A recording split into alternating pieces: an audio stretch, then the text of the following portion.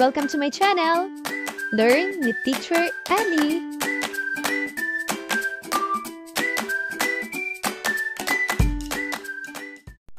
Filipino, Grade 2, Revised K-12 Curriculum, Quarter 2, Week 2, Day 1. Mga layunin. Pagkatapos ng aralin, ang mga mag-aaral ay inaasahang: una, natutukoy ang mga pantig sa isang salita.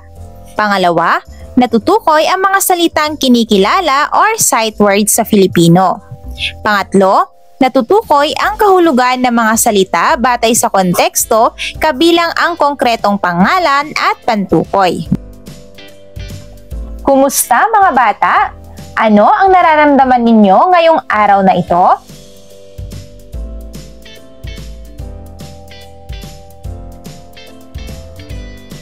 Gawin pa nating mas masaya at puno ng kaalaman ang araw na ito sa pamamagitan ng larong igrupo natin to. Igrupo ang larawan ng mga hayop ayon sa kanilang tirahan o lugar kung saan sila karaniwang matatagpuan.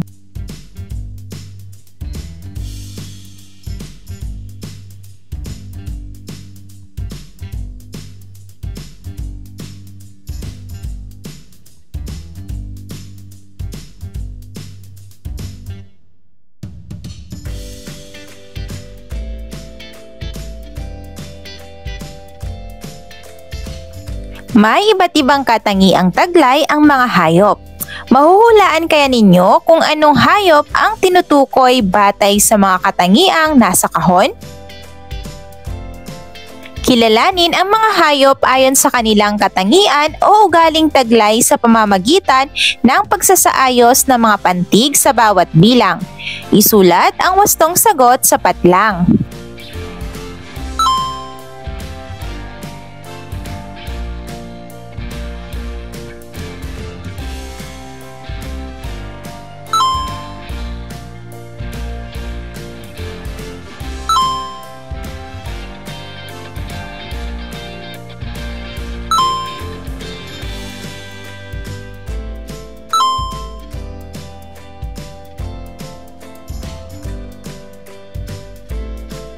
Nakarinig o nakabasa na ba kayo ng kwentong ang mga tauhan ay mga hayop?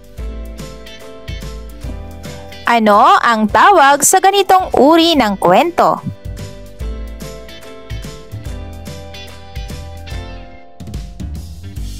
Tandaan na ang pabula ang tawag sa kwentong ang mga tauhan ay mga hayop. Sa tuwina, ang mga kwentong ito ay may dalang aral na maaaring magsilbing gabay sa ating araw-araw na pamumuhay. Kung ang pagong ay itinuturing na mabagal o makupad, ano naman ang ugali at katangiang taglay ng isang kuneho? Gamit ang Venn diagram, isa-isahin natin ang pagkakatulad at pagkakaiba ng kuneho at pagong. Basahin natin ang pabulang ang pagong at ang kuneho. Magbasa tayo. Handa na ba kayo? Ang pagong at ang kuneho. Isang tahimik na umaga, si kuneho na kilala sa kanyang bilis at liksi ay naglalakad sa malawak na kapatagan. Ang kanyang mga mata ay puno ng kumpiyansa habang siya'y nagmamasid sa paligid. Sa hindi kalayuan, nakita niya si Pagong na dahan-dahang naglalakad habang dala ang mabigat niyang bahay sa kanyang likod. "Mabagal ka pa rin, Pagong," sabi ni Kuneho habang siya'y ngumiti ng mapanukso. "Oo nga, ngunit hindi lahat ng bagay ay tungkol sa bilis," tugon ni Pagong na may ngiti sa kanyang labi. Nagkaroon ng ideya si Kuneho at iminungkahi ang isang karera upang patunayan ang kanyang sinasabi. Nagtipon ang ibang mga hayop sa paligid upang panoorin ang karera. Pinili nila ang isang tuwid na daan sa kapatagan bilang ruta ng karera. Si Kuneho ay puno ng sigla habang siya'y nag-iinat ng kanyang mga paa. Samantala, si Pagong ay tahimik na naghahanda. Hindi alintana ang mga bulong-bulungan sa paligid. Si Koneho ay mabilis na nawala sa tanaw ng iba. Samantala, si Pagong ay dahang-dahang umuusad, hindi nagmamadali. Habang papalapit sa kalagitnaan ng karera, si Koneho ay nagpasya na magpahinga sa gilid ng daan. Tiwala na siya'y may kalamangan. Habang si Koneho ay natutulog, si Pagong ay patuloy na naglalakad. Hindi tumitigil sa kanyang pag-usad. Ang mga hayop sa paligid ay nagulat nang makita nilang unti-unting nauungusan ni Pagong si Koneho. Nagising si Koneho at nagulat nang makita niyang si Pagong ay nasa unahan na. Agad siyang tumakbo ngunit huli na ang lahat. Si Pagong ay nakatawid na sa linya ng pagtatapos. Hindi tungkol sa bilis kundi sa tiyaga, sabi ni Pagong habang siya'y tinanggap ang pagbati ng kanyang mga kaibigan. Mga bata, sagutin ang mga tanong. Una, bakit hinamon ni Pagong si Koneho sa isang paligsahan? Pangalawa, sa inyong palagay, sino ang mananalo? Ipaliwanag ang inyong sagot. Pangatlo, madali kitang matatalo, ang sabi ni Koneho. Ano ang ugaling ipinapakita ng salitang ito ni Koneho? At pang-apat, bakit nanalo si Pagong?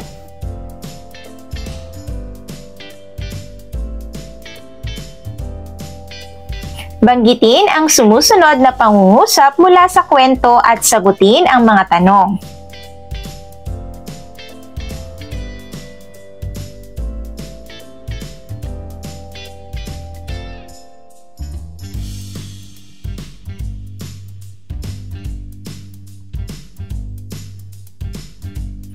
Ngayon naman ay magsagawa tayo ng muling pagkukwento ng pabula.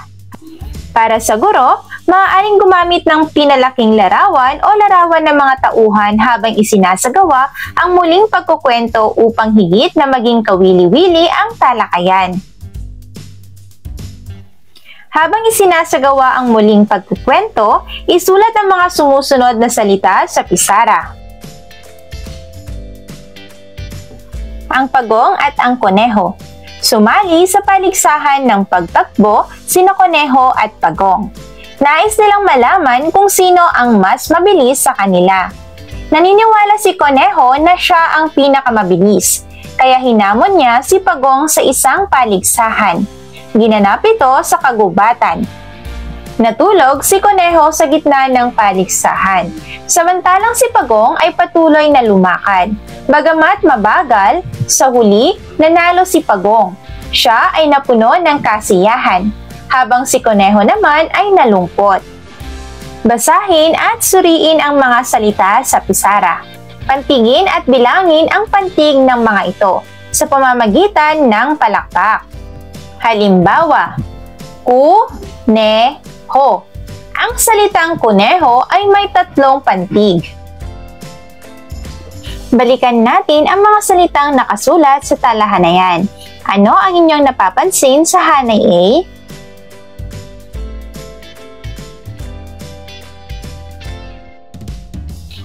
Ang mga salitang ito ay tinatawag na pangalan. Ang tawag sa uri ng pangalang na ito ay konkreto. Ang konkretong pangalan ay maaaring makita, mahawakan. Magbigay ka nga ng ilan pang halimbawa ng mga pangalang konkreto.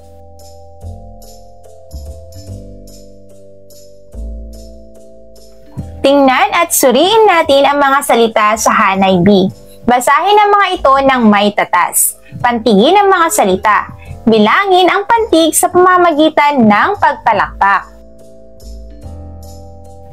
Ang unang salita ay paniniwala. Kaya mo bang pantingin ang salitang ito gamit ang pagpalakpak?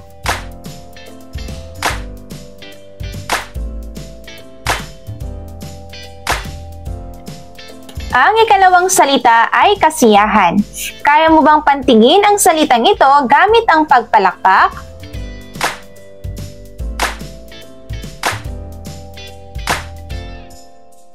Ang huling salita ay kalungkutan.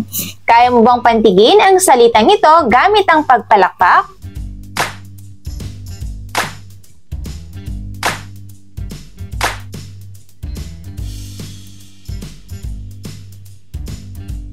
Ano-ano ang inyong napapansin sa mga salita sa Hanay B?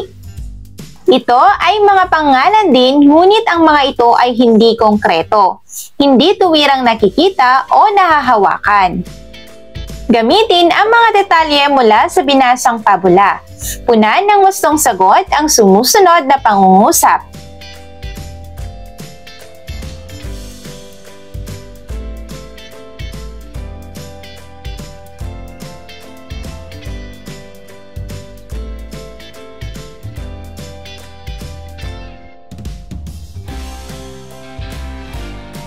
Ang mga salitang si, sina, ang, at ang mga ay halimbawa ng mga pantukoy.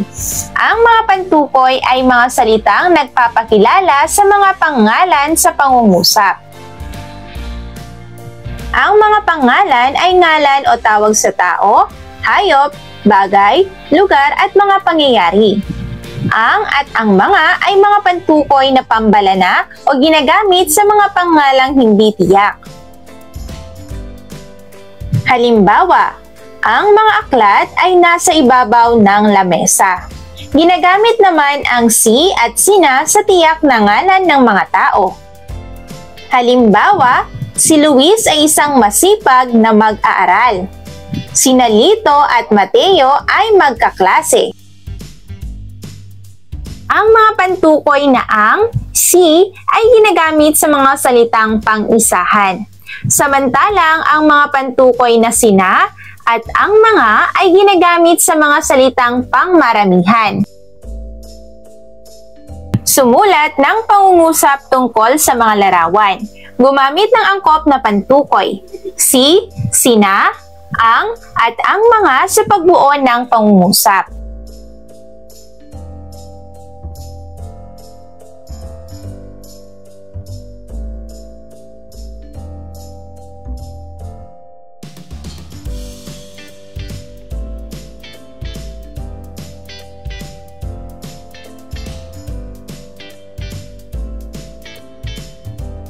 Ating isagawa ang 3-2-1 strategy.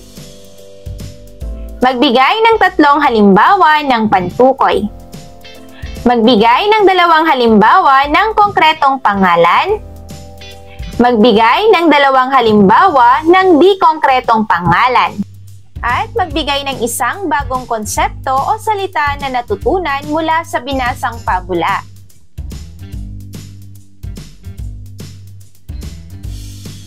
Tukuyin ang kahulugan ng nakasalungguhit na konkretong pangalan ayon sa konteksto nito.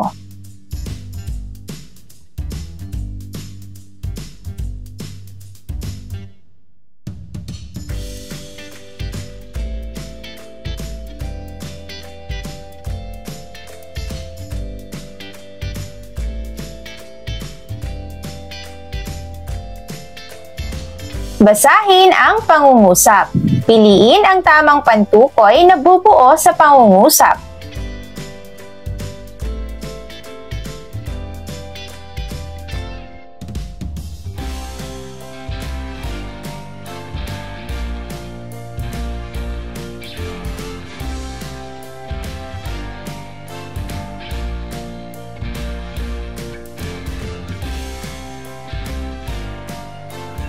Magbigay ng listahan ng mga konkreto at di konkretong pangalan na maaaring pag-aralan muli ng mga mag-aaral kasama ang kanilang mga magulang.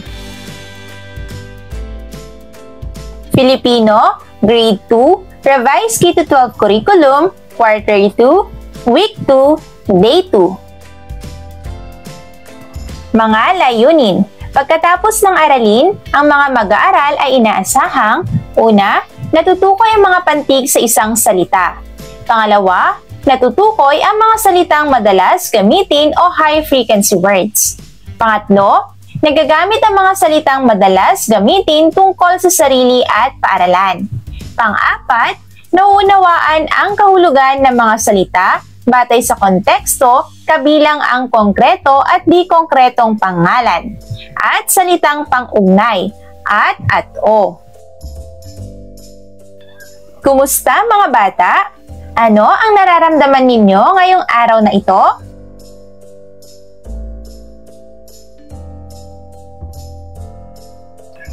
Gawin pa nating mas masaya at puno ng kaalaman ang araw na ito.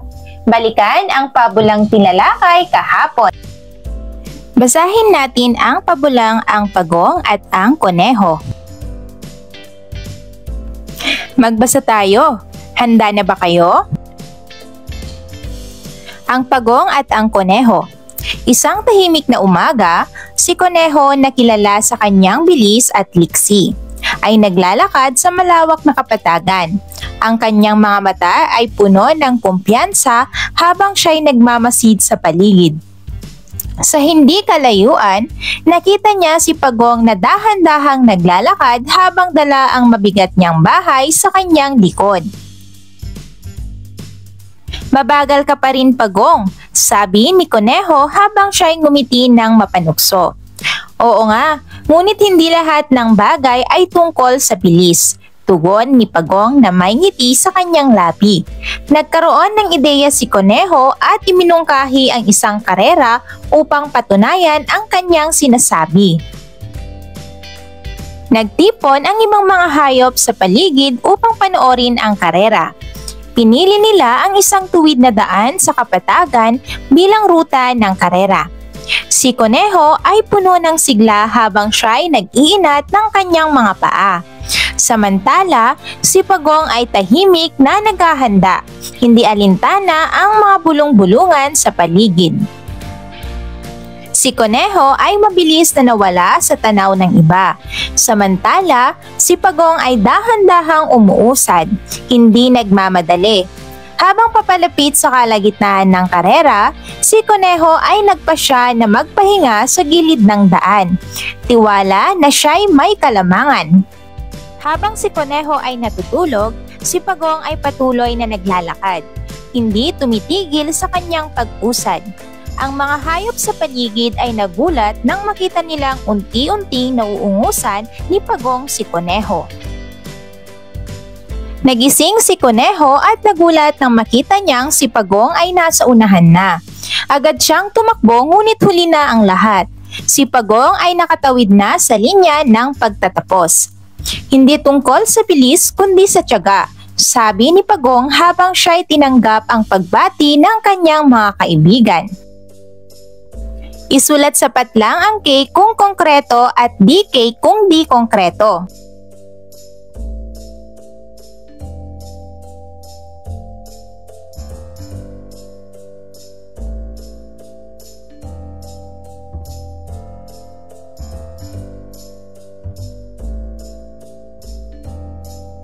Tulad ng mga tauhan sa pabula, tayo rin ay may kanya-kanyang mga kakayahan. Lahat tayo ay may kalakasan at kahinaan. Ngayon mga bata, sagutin ang mga tanong. Una, ano-ano ang katangian mong taglay kung saan ikaw ay mahusay? Pangalawa, ano naman ang mga bagay o gawain na kailangan mo pang sanayin o paghusayin?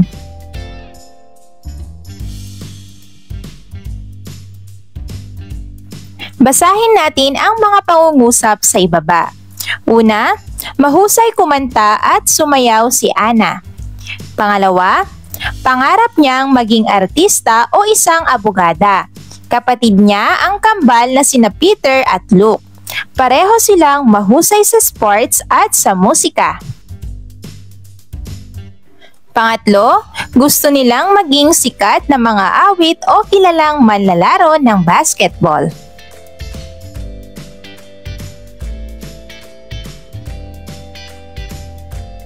Batay sa ating binasa, isulat sa Hanay B ang sagot sa mga katanungan sa Hanay A.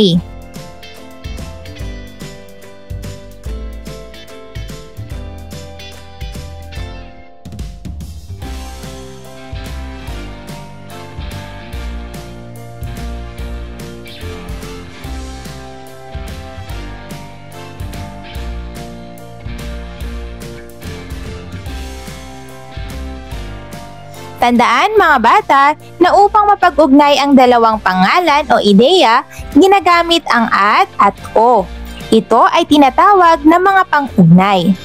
Ang mga pang-ugnay ay mga salitang nagpapakita ng ugnayan ng mga ideya sa pangungusap. Ginagamit ang pang-ugnay na o kapag nagbubukod at nagtatangi ng mga kaisipan.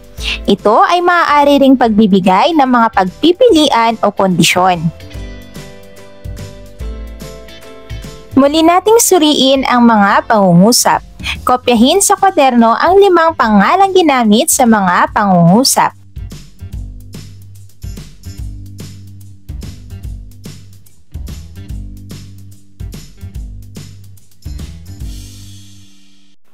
Tinalakay natin ang konkretong pangalan.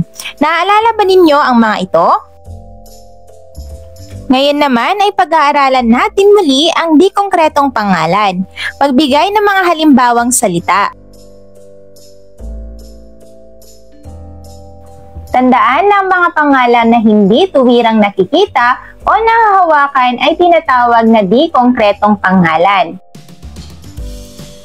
Ano ang pagkakaiba ng dalawang uri ng pangalan? Magbigay pa ng mga halimbawa ng di konkretong pangalan.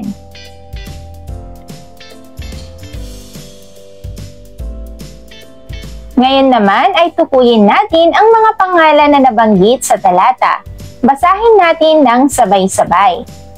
Luke, Peter, Kambal, Sports. Alin sa mga salita ang konkreto at di konkreto? Lagyan ng check ang konkreto at X kung di konkreto.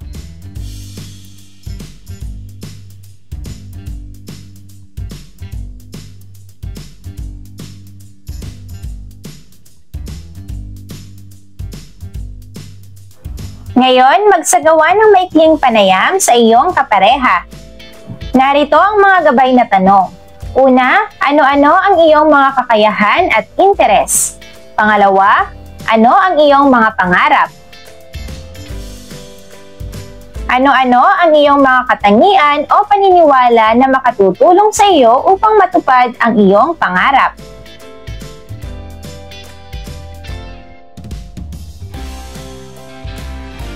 Kompletuhin ang mga sumusunod na pahayag.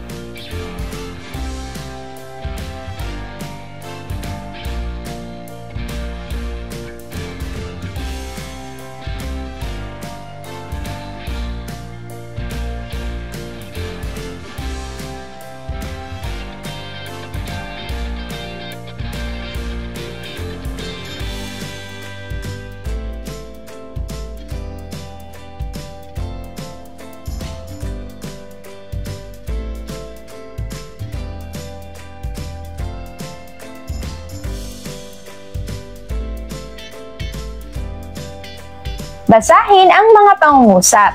Bilugan ang mga konkretong pangalan at salunggihitan naman ang mga di konkretong pangalan.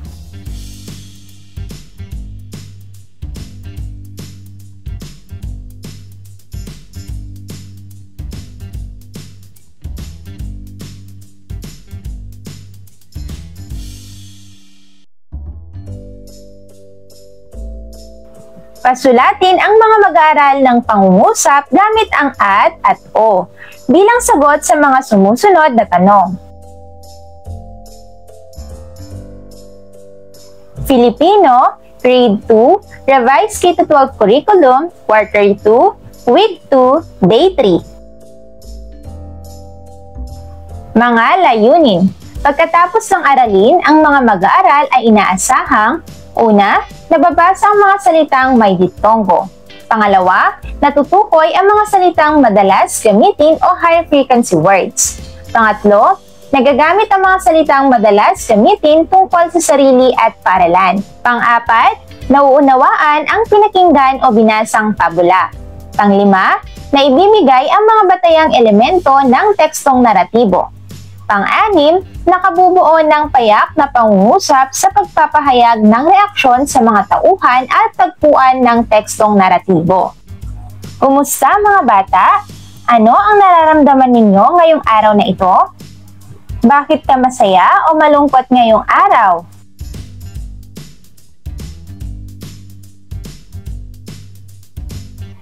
Gawin pa nating mas masaya at puno ng kaalaman ang ating araw. Laging nagbabahagi ng mabuting aral ang ating mga magulang at guro sa ating mga tahanan at paaralan. Ano ang mga kasabihan o aral na naibahagi sa inyo ng inyong mga magulang at guro? Magbigay ng mga halimbawa ng kasabihan tulad ng pag may tiyaga, may nilaga. Nasa Diyos ang awa, nasa tao ang gawa. Kapag binato ka ng bato, batuhin mo ng tinapay.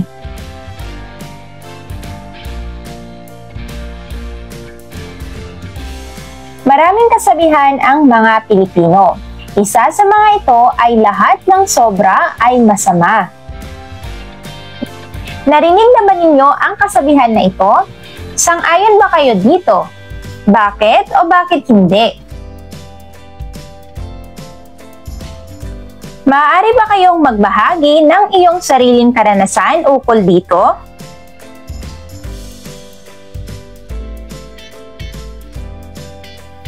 Ano ang naiisip ninyo kapag sinabing matakaw? Gamitin sa pangungusap ang salitang matakaw. Halimbawa, sumasakit ang tiyan ng batang matakaw.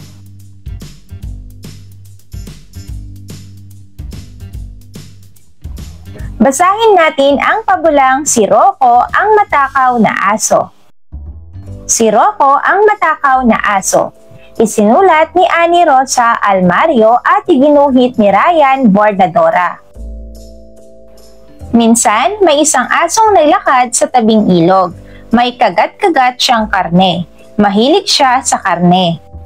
Napatingin si Rocco sa ilog.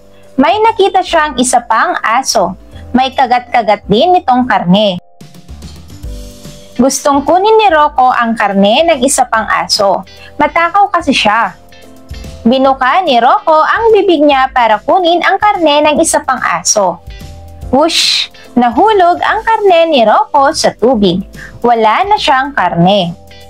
Kawawang Rocco, nawala ang karne niya at ang karne ng isa pang aso. Wala naman palang ibang aso. Sagutin ang mga gabay na tanong. Sa inyong palagay, tungkol saan ang kwento? Ano-ano ang nakikita ninyo sa larawan? Ano kaya ang mangyayari sa pangunahing tauhan?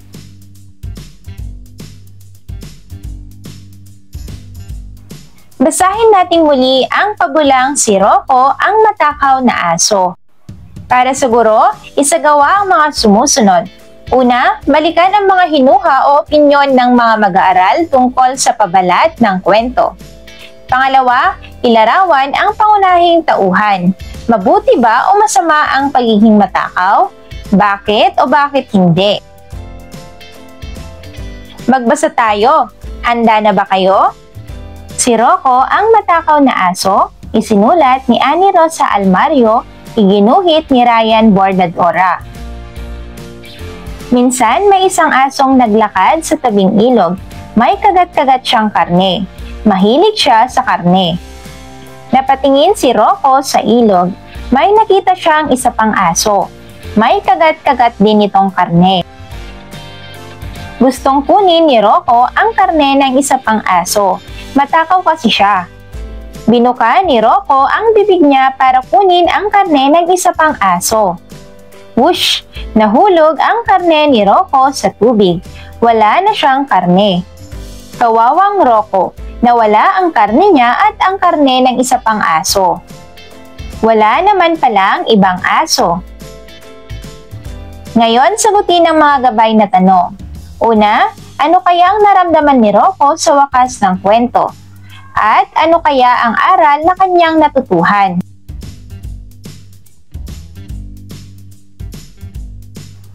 Bawat kwento ay may bahagi o elemento. Ang mga ito ay ang sumusunod. Una ay tauhan. Ito ay ang mga tao, hayop o maging bagay na may ginagampanang papel o parte sa kwento. Pangalawa ay tagpuan. tumutukoy sa lugar at panahon kung kailan at saan naganap ang kwento. Pangatlo ay ang banghay. Ito naman ay ang mga pangyayaring naganap sa simula, gitna at wakas ng kwento. Balikan ang pabulang Ang Pagong at Ang Koneho. Ilagay sa story map ang mga detalyeng hinihingi mula sa pabula.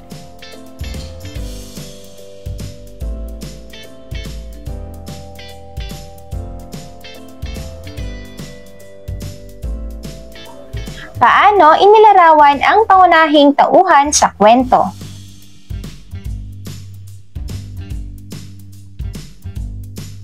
Pantigin ang salitang matakaw.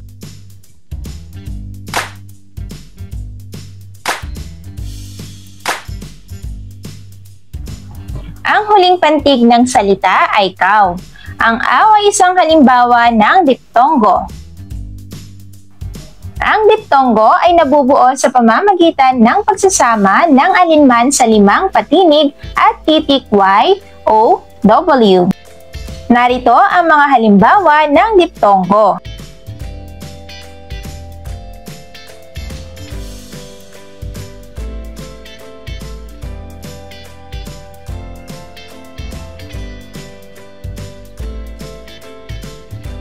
Pumili ng isa sa mga salitang may diptongo na nasa listahan. Gamitin ito sa pangungusap.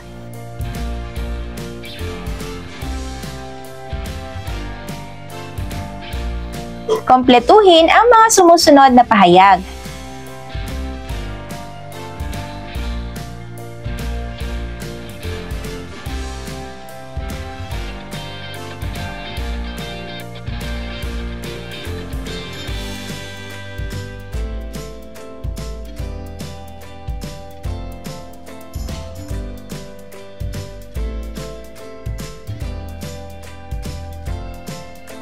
Isulat ang nawawalang pantig ng wastong diptongo.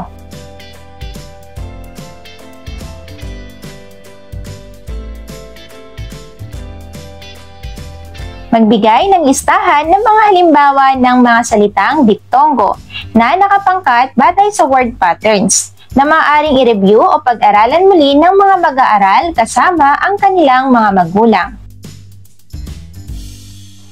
Filipino, Grade 2, Revised K-12 Curriculum, Quarter 2, Week 2, Day 4. Mga layunin. Pagkatapos ng aralin, ang mga mag-aaral ay inaasahang una, natutukoy ang mga salitang may diptongo. Pangalawa, natutukoy ang mga pantig sa isang salita. Pangatlo, nauunawaan ang pinakinggan o binasang pabula.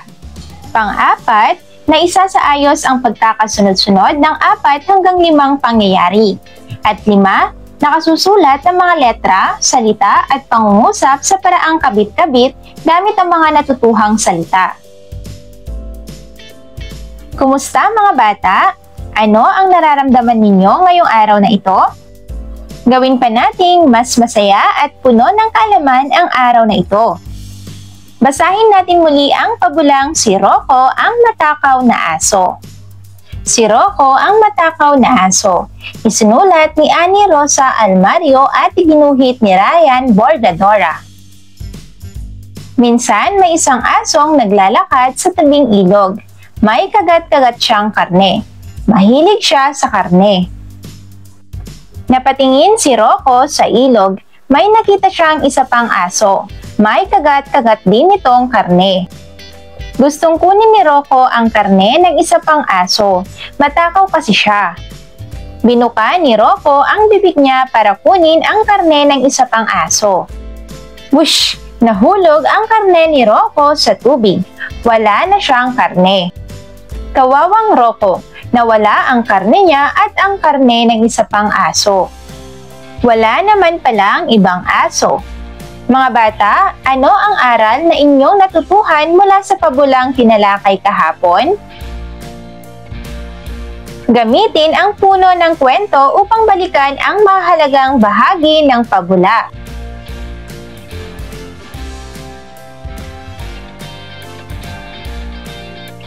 Mga bata, sagutin ang mga sumusunod na mga tanong.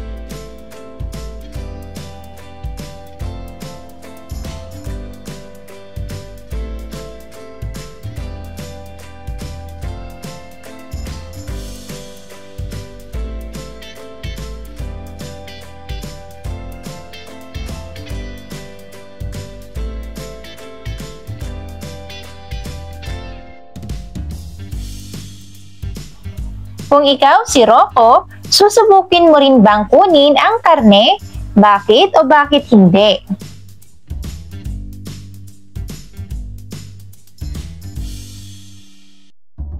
Mahalagang alalahanin ang mga pangyayari sa kwento upang maintindihan itong mabuti. Ang mga pangyayari sa kwento ang bumubuo sa banghay. Inilalahad nito ang pagkasunod-sunod ng mga pangyayari. Narito ang isang pangkatang gawain. Para sa unang pangkat, pagbibigay ng sariling wakas sa kwento sa pamamagitan ng pagguhit nito. Para sa ikalawang pangkat, pagbibigay ng payo sa kapwa kabataan upang iwasan ang katakawan. At para sa ikatlo at ikaapat na pangkat ay ang emotion chart. Papiliin ang pangkat ng 3 hanggang 4 na damdamin na pinakita ng pangunahing tauhan sa kwento tulad ng panghihinayang, galit, pananabik at lungkot. Ipalahad ang mga pangyayari o sitwasyon sa kwento kung saan ito naramdaman ni Rocco.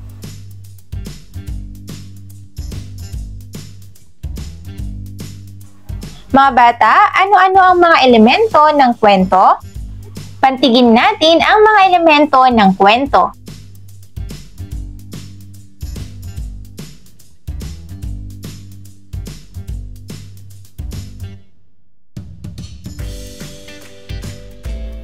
Ang salitang banghay ay binubuo ng 2 pantig. Ating suriin ang ikalawang pantig nito. Bang-hay. Ano ang napapansin ninyo? Tama! Ito ay halimbawa ng isang diptongo. Ano nga bang muli ang diptongo?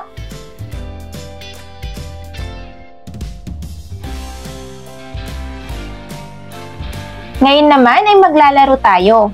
Hulaan ninyo ang salitang may diptongo na aking sasabihin.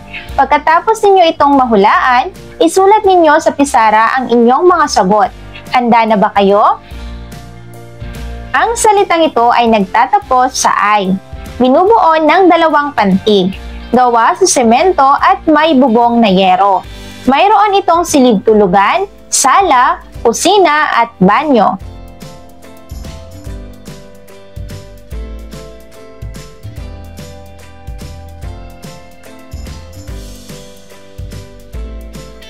Ano-ano ang mga elemento ng kwento?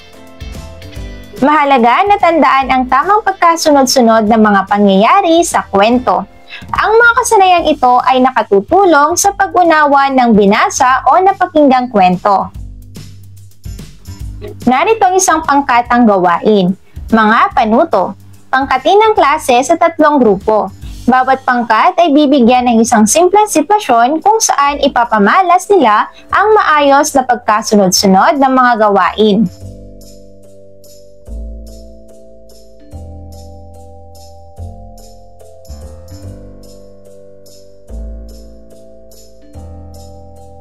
Magbigay ng isa pang pabula at ipasagot sa mga mag-aaral ang story map o sequencing chart upang mas mahasa pa ang kanilang mga kasanayan sa pag-unawa at pagbabasa ng mga pabula. Filipino, Grade 2, Revised K-12 Curriculum, Quarter 2, Week 2, Day 5. Mga layunin. Pagkatapos ng aralin, ang mga mag-aaral ay inaasahang, una, nasasagot ang mga tanong sa pagsusulit na may pag-unawa. Pangalawa, na ipapakita ang katapatan sa pagsagot ng mga tanong sa pagsusulit. At pangatlo, na ibibigay ang tamang sagot sa bawat tanong sa pagsusulit. Unang lagumang pagsusulit sa Filipino 2. End of Week 2. Thank you for watching! Also, don't forget to like, share, subscribe, and click the notification bell for you to be updated on our latest videos. See you on our next lesson. Goodbye!